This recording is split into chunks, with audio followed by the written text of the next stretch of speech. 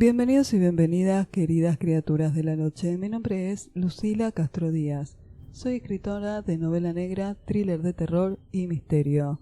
Hoy les traigo El teléfono negro, la historia real detrás de esta película de terror que fue estrenada el año pasado. Una película que recomiendo, muy buena, a mí me gustó bastante. Está dirigida por Scott Derrickson y a su vez estaría basada en un cuento de Joe Hill, que es el hijo de Stephen King, y también se relacionó con un escalofriante caso real, que habría servido de base este caso real, de inspiración, vamos a decir. Vamos a hablar de todo sobre esta película, también de datos muy interesantes.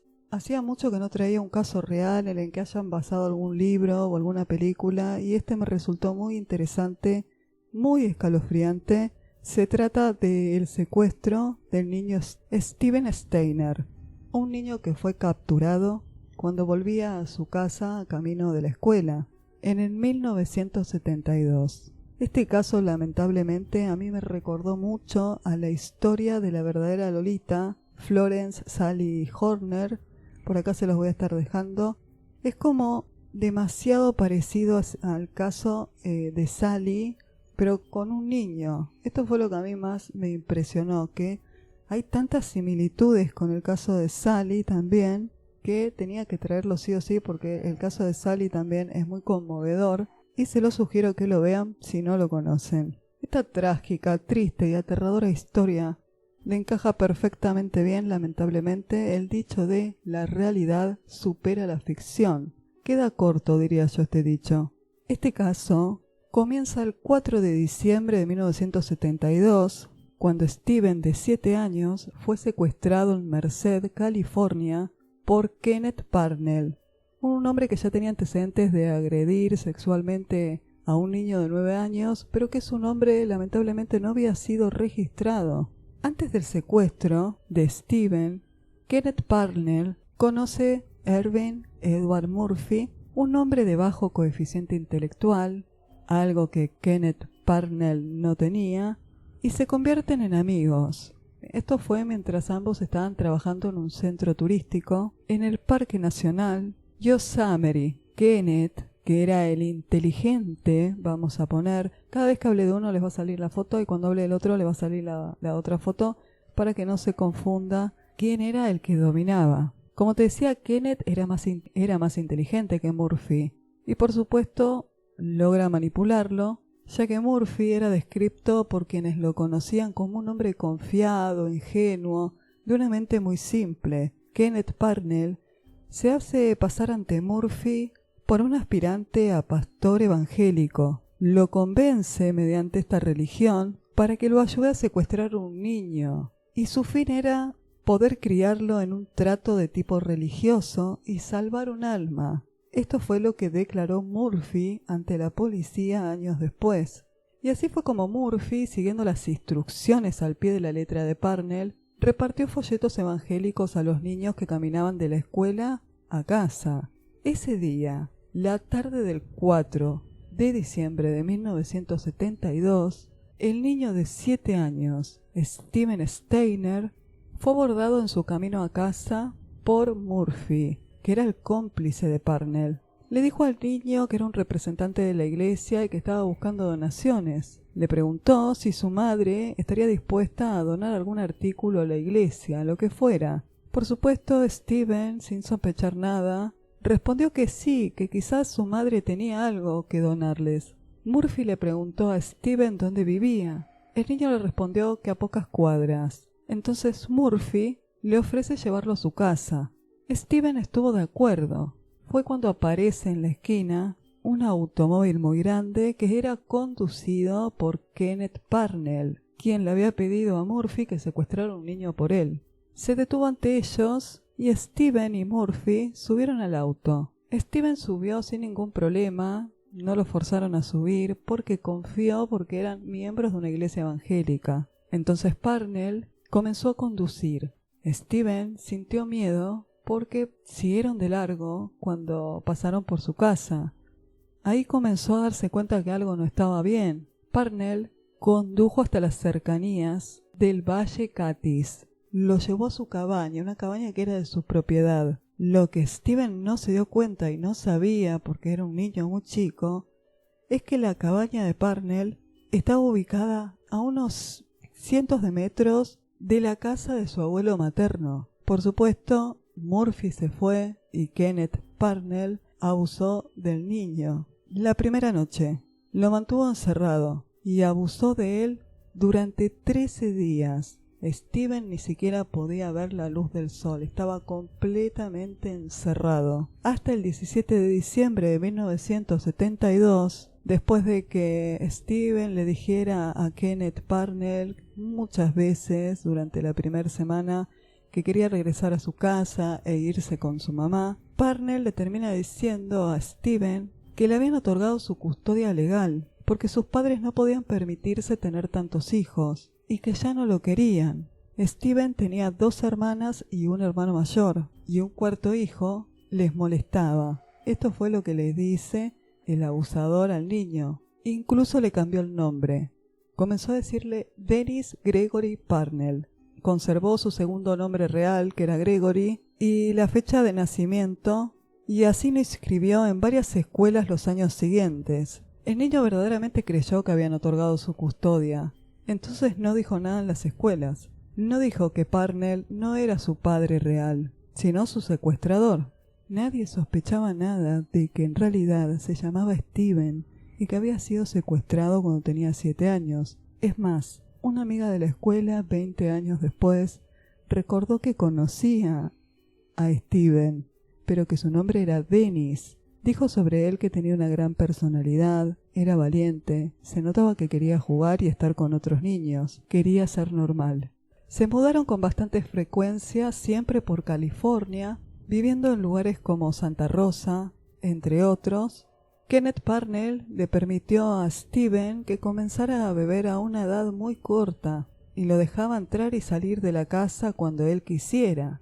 Lo dejaba tener una vida como si fuese un adolescente y todavía era un niño de 10 años. Kenneth Parnell también saltaba de trabajo en trabajo y algunos de estos requerían que viajaran.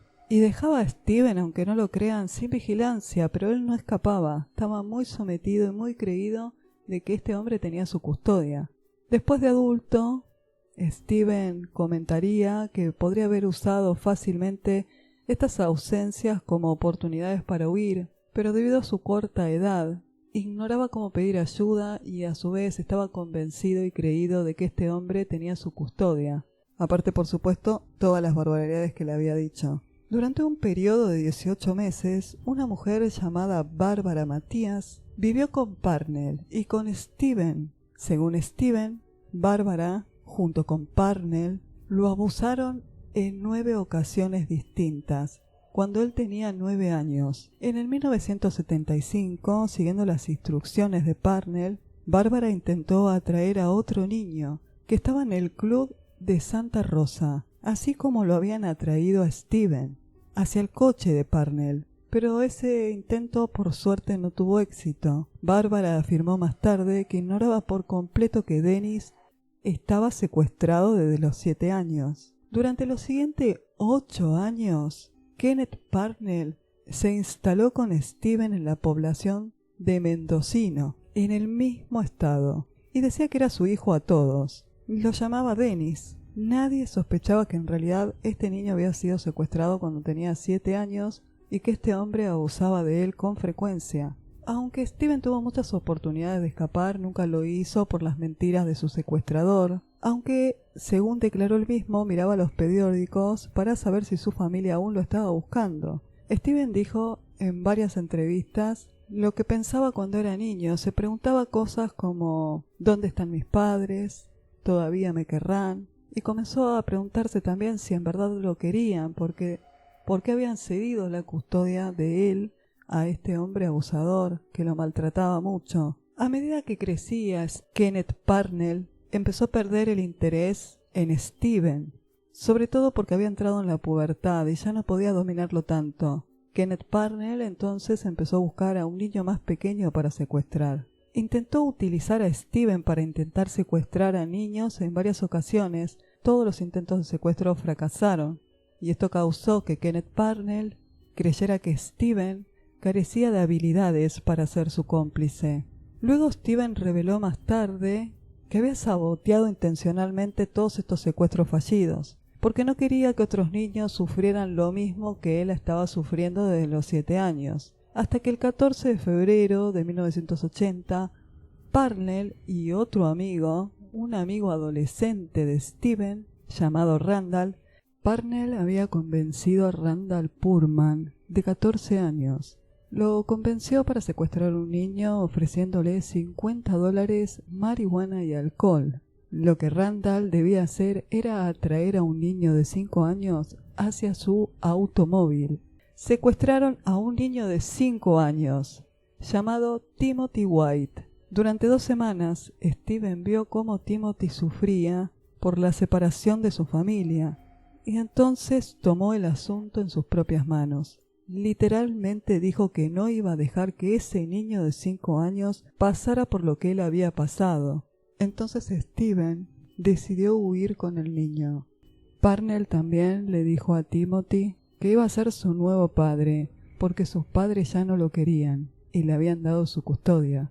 Steven diría luego que era su oportunidad de vida o muerte, y también iba a poder regresar a casa. Fue así que el 1 de marzo de 1980 abandonaron la cabaña, salieron de la habitación donde tenían a Timmy encerrado. Estaban en la ciudad costera de Manchester, una población de 195 habitantes, en el condado mendocino, California. Steven y el niño viajaron 40 millas en autostop hasta llegar a la ciudad natal de Timothy. Pasada la medianoche ya estaban en la estación de policía. Steven aprovechó que Parnell se había ido a trabajar. Trabajaba en ese entonces como recepcionista nocturno en un hotel. Fue a la estación de policía y contó toda la verdad, que él había sido secuestrado cuando tenía 7 años y que acababa de rescatar a Timothy de 5 años. En el amanecer del 2 de marzo de 1980, Parnell fue arrestado como sospechoso del secuestro de los 2 niños. Cuando la policía comprobó sus antecedentes, encontraron una condena previa por sodomía en 1951. Ambos niños fueron reunidos con sus familias ese mismo día. En 1981, Parnell fue juzgado y condenado por el secuestro de Timothy White y de Steven Steiner, pero solamente le dieron 7 años de prisión y lamentablemente fue puesto en libertad condicional cuando cumplió 5 años de condena. Parnell no fue acusado por las numerosas agresiones sexuales a Steven y a otros niños porque la mayoría habían ocurrido fuera de la jurisdicción del condado de Merced o porque habían prescripto. Los fiscales del condado de Mendocino estaban actuando básicamente solos. Decidieron no procesar a Parnell por las agresiones ocurridas en su jurisdicción. Murphy, quien había convencido al niño de subir al auto, quien ayudó a secuestrar a Steven, y Purman, el amigo adolescente de Steven, fueron acusados por secuestrar a Steven y a White, pero lamentablemente fueron condenados a cargos menores, supuestamente reclamando que no sabían nada sobre las agresiones que habían sufrido los niños. Bárbara Matías nunca fue arrestada por abusar de Steven junto a Parnell. Steven recordó que Murphy, a quien llamaba tío, se había comportado durante la primera semana bastante bien con él, y los dos estaban influenciados y manipulados por Parnell. Creía que Murphy fue una víctima, tanto como lo había sido él y como lo había sido Timothy. El secuestro de Steven y sus consecuencias llevaron a los legisladores de California a cambiar las leyes estatales para permitir penas de prisión consecutivas en casos de secuestros. Steven se convirtió en un héroe nacional por salvar a Timothy y recibió mucha atención, dio entrevistas y se convirtió en un personaje muy conocido. Pero el regreso a su vida familiar fue demasiado difícil para él porque debía seguir las reglas, compartir cosas con sus hermanos, Carrie y 3 mujeres, y no logró acostumbrarse jamás. Aparte, tampoco se llevaba bien con su padre. En entrevistas, poco después de haber huido, Steven dijo: «Regresé a casa como un hombre adulto, pero mis padres me siguen viendo como un niño de 7 años. Después de que intentaron enseñarle fundamentos una y otra vez, Steven mejoró, pero dijo: mi padre ya no me abraza, todo ha cambiado. A veces me culpo a mí mismo, a veces no sé si debería haber venido a casa. Hubiera estado mejor si no lo hubiera hecho. Steven Steiner se sometió a un breve asesoramiento, pero nunca buscó tratamiento adicional, y también rechazó revelar todos los detalles del abuso sexual que sufrió por parte de Parnell. En una entrevista en el 2007, la hermana de Steven dijo que su hermano no buscó ayuda profesional porque su padre dijo que no lo necesitaba, y añadió: él, Steven, siguió con su vida, pero se notaba que estaba bastante mal. Fue acosado por otros niños en el colegio por haber sido abusado y finalmente tuvo que dejar la escuela. Steven empezó a beber con frecuencia y finalmente lo echaron de casa. Su relación con su padre continuó siendo tensa hasta sus últimos días. En 1985, Steven se casó con Jodie Henderson, que tenía 17 años, y tuvo 2 hijos, una niña llamada Ashley y un niño llamado Steven Jr. También trabajó en grupos dedicados al secuestro infantil, daba charlas con niños sobre seguridad personal, dio entrevistas sobre su secuestro, se unió a la Iglesia de Jesucristo de los Santos de los Últimos Días justo antes de su muerte. Lamentablemente, igual que en el caso de Sally Horner, Steven moriría siendo muy joven en un accidente de tránsito. Cuando falleció, trabajaba en una pizzería en Merced. El 16 de septiembre de 1989, Steven sufrió un traumatismo cráneoencefálico cuando regresaba del trabajo a su casa. Un automovilista chocó su motocicleta y es el típico caso de atropello y fuga. El presunto conductor del vehículo fue más tarde identificado por testigos. Steven tenía solamente 24 años cuando murió.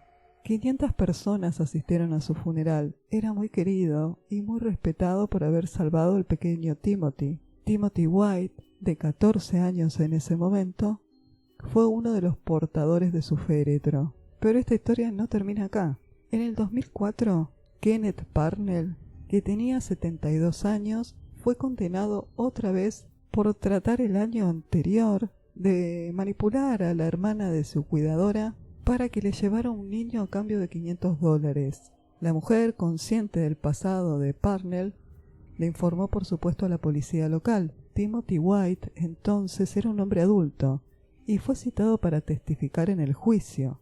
A pesar de que Steven había muerto, su testimonio en el juicio anterior fue leído al jurado como prueba. Parnell falleció por causas naturales el 21 de enero del 2008 en California, mientras estaba cumpliendo una condena de 25 años de prisión. Este hombre no cumplió nada por lo que le hizo a Steven y a Timothy. Apenas 5 años salió, siguió con su vida y a los 72 años, por intentar comprar un niño, volvió a la cárcel y recién ahí le dieron 25 años de prisión en lugar de darle cadena perpetua. Pero bueno, más tarde Timothy White se convirtió en sheriff del condado de Los Ángeles. Murió el 1 de abril del 2010, también siendo muy joven porque solo tenía 35 años. La causa de su muerte fue una embolia pulmonar. También se había casado y había tenido 2 hijos. 5 meses después de su muerte, el 28 de agosto del 2010, una estatua de Steven y de Timothy fue puesta en Merced y en la ciudad natal de White. Tallaron una estatua que muestra al adolescente Steven con el pequeño White de la mano mientras escapaban de su cautiverio. Pero de nuevo te tengo que decir que lamentablemente esta historia no termina acá todavía, debido a que el hermano de Steven, que tenía 11 años cuando Steven fue secuestrado, llamado Kerry, que era el hermano mayor, dio una entrevista donde aseguró que se sintió descuidado por sus padres mientras su hermano estuvo perdido. Y tras la muerte de Steven, un tío muy querido por ellos fue asesinado a tiros. El joven Cary empezó a sufrir crisis nerviosas y se refugió en un hotel cerca del parque Yosemite, en California. donde consiguió trabajo haciendo labores de mantenimiento. Esto sucedió en el 1997. Lo extraño de estos hermanos, de esta familia, es que un hijo resulta ser un héroe que salva a otro niño para que no padeciera lo mismo que él, y el hermano mayor termina siendo un asesino en serie. Fue un detalle que me pareció muy bueno para contárselos. En el 1999, en la misma zona del parque donde él vivía, 4 mujeres aparecieron muertas. Habían sido torturadas y asesinadas. Las investigaciones condujeron hacia Cary Steiner, el hermano de Steven, quien termina confesando estos asesinatos. En el 2002 un jurado lo halló culpable y fue sentenciado a pena de muerte. Actualmente tiene 57 años y está recluido en el corredor de la muerte, donde está esperando su ejecución, en la cárcel de San Quintín. La verdad que es una historia tremenda, la que sirvió de base de inspiración para la película El teléfono negro, una historia digna de ser contada, aterradora, muy parecida a la historia de Sally Holner, la verdadera Lolita. Hablemos un poco de El teléfono negro muy por arriba, que narra la historia de Finney, un niño que es muy tímido pero muy inteligente, que tiene 13 años y que es secuestrado por un sádico asesino y atrapado en un sótano, donde no sirve de nada gritar. En este sótano hay un teléfono desconectado en la pared, un teléfono negro, y Finney descubre que puede escuchar a través de este teléfono desconectado las voces de las víctimas de este asesino en serie, quienes le van tirando datos acerca de diferentes formas quizás en las que podría huir.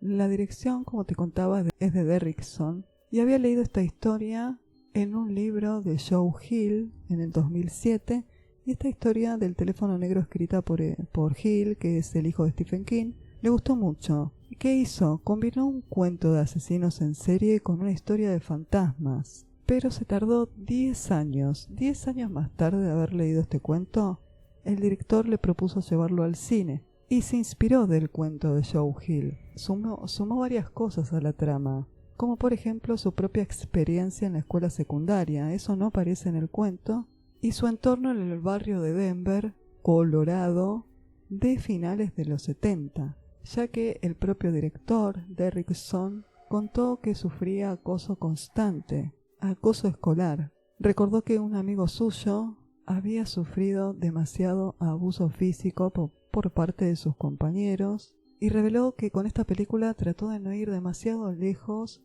con las escenas violentas. Su intención era mostrar cómo era la adolescencia en aquellas épocas a través de sus jóvenes personajes. Dijo lo siguiente: para mí hacer esta película es siempre una experiencia catártica, siempre es una forma de disipar la ansiedad y el miedo, nunca crearlos. Entre estos detalles muy propios del director que vemos en esta película, también podemos destacar la cerca de tela metálica, los cielos nublados y la violencia que existe dentro y fuera del hogar del niño protagonista. También hace como algunas imágenes que son alusión de la película It de Stephen King o del libro, cuando vemos a la niña en su bicicleta buscando a su hermano bajo la lluvia, entre otras imágenes que son como una especie de homenaje a It.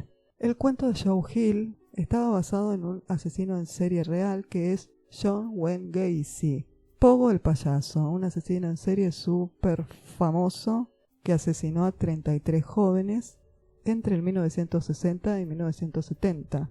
No muy original Joe Hill, vamos a ser sinceros. Yo estuve leyendo algunos de los cuentos del libro donde aparece el cuento El teléfono negro y sinceramente no me gustó como escritor. No tengo por qué decir que me gustó si no me gustó. Lamentablemente no me gustaron los finales, no me cerraron muchas cosas. Me parece que la película solamente tiene una inspiración y utilizó el título. Y Derrickson contó que fue Hill quien al leer el guión le sugirió que el villano de la película no fuera un payaso, sino un mago. No había máscaras en la historia de Joe Hill tampoco, como esa maravillosa máscara que tiene el asesino de la película. Fue un detalle muy bueno por parte del director. El personaje del asesino está maravillosamente bien logrado. la forma en que habla con el niño, lo aterrador que es, la parte de la psicología del personaje del asesino, del niño y de su hermana también están muy bien logrados. El ambiente familiar del protagonista me pareció excelente, muy diferente a las típicas historias de Stephen King, donde reúne a varios adolescentes. Todo lo contrario, muy diferente, llevado a un punto de vista, digamos, como más melancólico, como más dramático, pero sin mostrar demasiado. Si bien vemos, creo que son 2 o 3 escenas dentro del ambiente familiar del protagonista que son muy fuertes, que quizás a muchos le remuevan cosas, tienen un fin, ¿no? No es que hace esa escena donde le pegan a la niña porque quiere mostrar sadismo ni porque quiere perturbar al espectador, sino porque son como necesarias dentro de la historia para que se entienda cómo era el contexto social, familiar en los 70, por lo menos en esa parte de Estados Unidos. A mí me pareció una película muy bien lograda, me gustó mucho. Por supuesto, tiene algunas fallas, sobre todo en la parte paranormal. No tiene grandes efectos, no tiene esos efectos especiales muy bien logrados, pero sí son muy buenos. Te recuerda más bien a una película de los finales de los 80, principios de los 90. Me encantó el ambiente de los 70, maravilloso, el vestuario, la escenografía, la fotografía, todo eso me pareció muy bueno y encaja perfectamente con lo que eran los 70. Esta es mi opinión. Espero que les haya gustado el video de hoy y si fue así, te invito a que te suscribas a mi canal y me dejes un comentario. Con los comentarios me ayudas a crecer para que siga subiendo contenido. No te olvides de activar la campana de notificaciones para que te avise cada vez que subo un video similar a este. Y si te quedaste hasta esta parte, te agradezco enormemente y te mando un abrazo del fondo de mi corazón. Gracias por hacerme el aguante como siempre, te agradezco mucho. Quería enviar algunos saludos que prometí. Una vez a mi amigo Diego Rodríguez, que se ve cada uno de mis videos y que comenta, te agradezco un montón, muchas gracias. Y un abrazo enorme también para Rancés Fontecilla, desde acá de Buenos Aires, Argentina, te mando un abrazo gigante. Para Tania Cáceres también, que me dejó unos comentarios muy buenos y siempre me escribe por mensaje privado a través de mi página de Facebook, sugiriéndome una que otra cosa, así que también te mando un abrazo gigante para vos. Gracias por hacerme el aguante y como siempre les digo también, nos vemos en el próximo video.